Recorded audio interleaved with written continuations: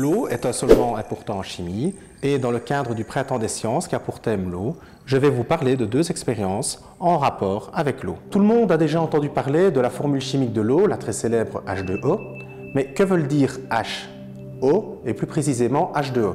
Eh bien, c'est ce que je vais vous expliquer aujourd'hui en réalisant devant vous ce que l'on appelle l'électrolyse de l'eau, c'est-à-dire la décomposition de l'eau par le passage d'un courant électrique.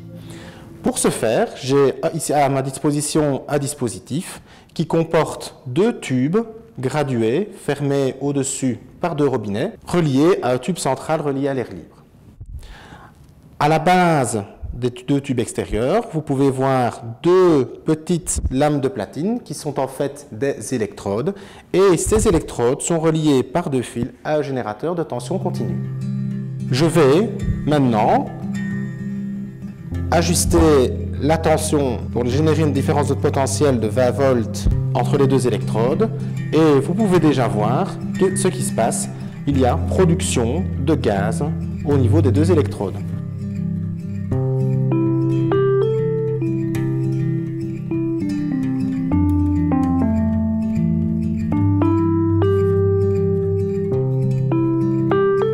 Après avoir laissé s'accumuler le gaz pendant environ 2 minutes, nous avons coupé le générateur et nous observons qu'il y a du gaz qui s'est bien accumulé dans les deux différentes colonnes.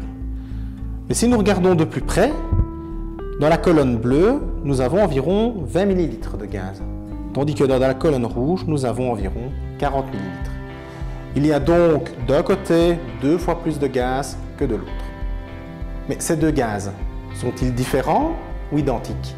Eh bien, pour cela, il existe des tests chimiques simples pour détecter les différents gaz. Tout d'abord, le gaz de la colonne rouge. Je vais récolter un peu de gaz ici dans un tube à essai.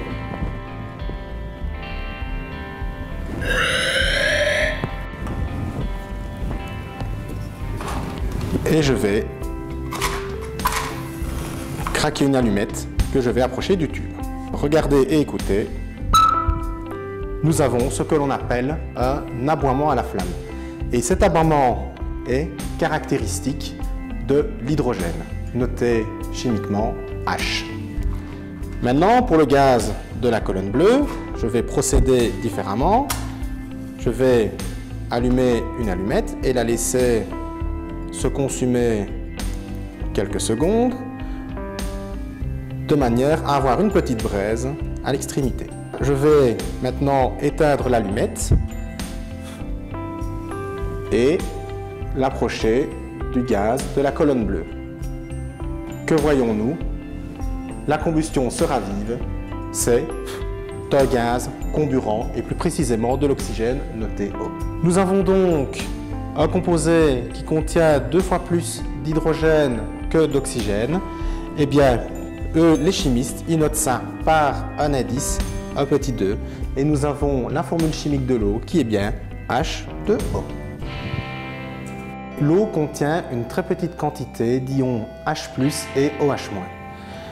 Dans le dispositif, lorsque nous avons appliqué une différence de potentiel, les ions H+ ont migré vers cette électrode-ci que l'on appelle la cathode. Il y a eu réduction et formation d'hydrogène.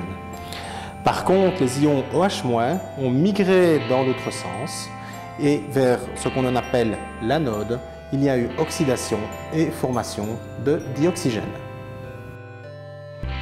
Les expériences que nous venons de voir illustrent bien les propriétés physico-chimiques de l'eau, mais il en existe encore, bien sûr, beaucoup d'autres.